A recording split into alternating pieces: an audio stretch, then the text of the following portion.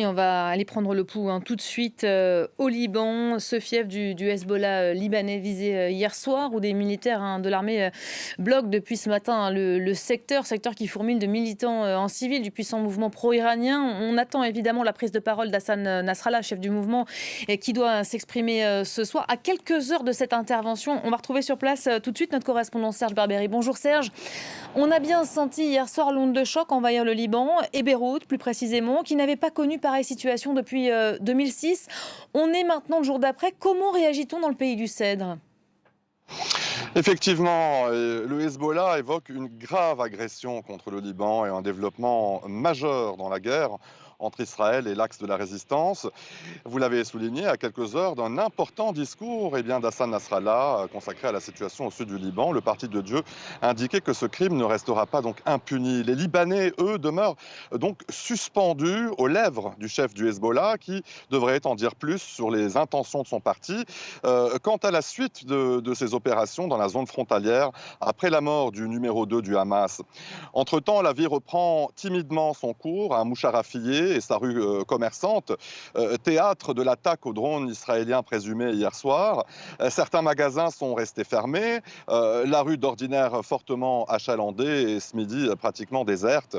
Seules les traces de la frappe d'hier y sont encore visiblement, ils sont visibles justement dans un rayon de 500 mètres.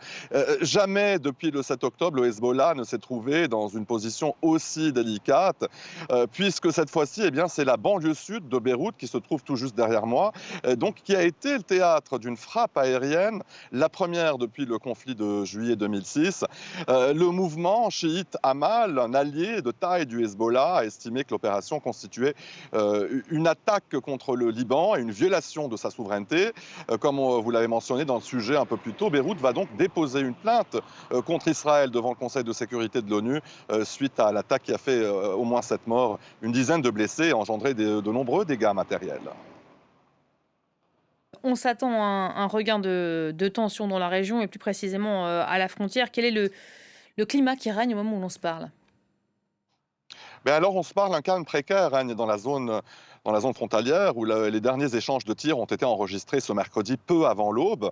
Des bombardements israéliens ont notamment visé les localités frontalières de Oula et de Meis el-Jabal. Le Hezbollah a procédé à plusieurs tirs de missiles cette nuit en direction du nord d'Israël et dit avoir pris pour cible des militaires de Tsahal sur le site d'Al-Marj. 2 soldats auraient été blessés dans ces tirs selon l'armée israélienne citée par le quotidien Haaretz. La FENUL, elle, de son côté, la force onusienne, au Liban Sud, s'est dit préoccupée par toute possibilité d'escalade qui pourrait avoir des conséquences dévastatrices sur les populations des 2 côtés de la ligne bleue. La FENUL a par ailleurs appelé toutes les parties concernées à un cessez-le-feu. Dans ce contexte très tendu et face au risque d'engrenage, le chef de la diplomatie libanaise s'est dit inquiet quant au risque d'escalade à la frontière. Dans des déclarations à la télévision, il a notamment indiqué que son gouvernement avait appelé le Hezbollah à la retenue et les pays occidentaux à faire pression sur Israël pour que Tsahal mette fin aux violences et à ses opérations au Liban Sud, mais aussi à Gaza. Voilà pour la situation au Liban. Merci beaucoup Serge. Alors que vous vous exprimez, une information tourne actuellement en boucle. La télévision d'État iranienne, on vous la communique, 2 explosions. On nous signale 2 explosions ont été entendues près de la tombe d'un général assassiné. Cyril, je me tourne vers vous. Ça va être l'information évidemment de l'après-midi.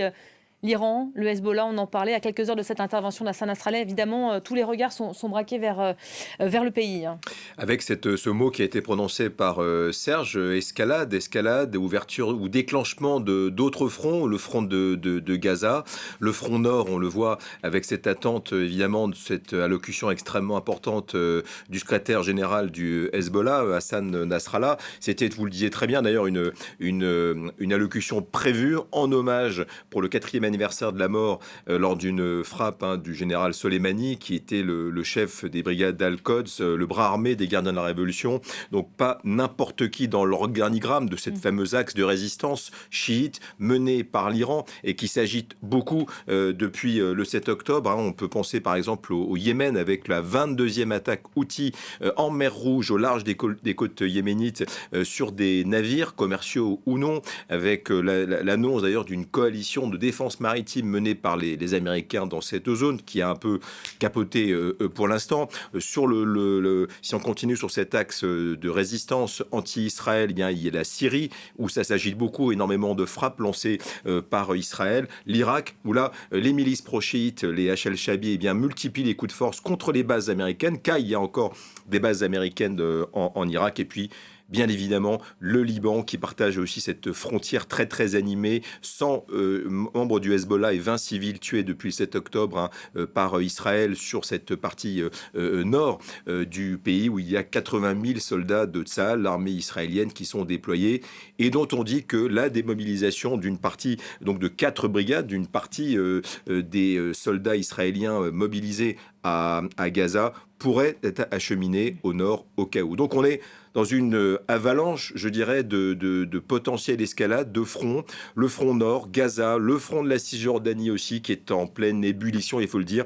Et puis ce front plus général, et qui là pourrait amener, évidemment, potentiellement, c'est du conditionnel, eh bien, cette escalade internationale avec l'arrivée sur ce théâtre d'autres pays qui sont les affidés de l'Iran. Et évidemment, là, il y aura une réaction importante, notamment de l'allié traditionnel d'Israël, c'est-à-dire Washington. Voilà, alors que les Américains, c'est peut-être passé inaperçu, mais se sont retirés de la région hier soir. Ils ont retiré un bateau, un énorme destroyer, effectivement, qui a quitté il y a 24 heures la mer Rouge.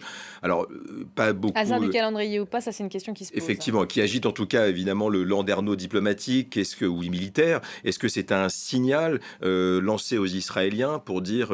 J'ajoute qu'il y a 2 bateaux, donc il en reste un de toute façon au large de Haïfa, dans le nord d'Israël. Mais est-ce que c'était une manière de dire, eh bien, on ne va pas nécessairement vous suivre dans cette escalade militaire dans laquelle se lance Israël? Est-ce que c'était aussi préventivement, on savait, ils avaient été informés par les services de renseignement militaires israéliens qu'une frappe sur un haut gradé de l'organigramme du Hamas allait toucher Beyrouth, donc ce risque d'escalade, donc les Américains se retirent.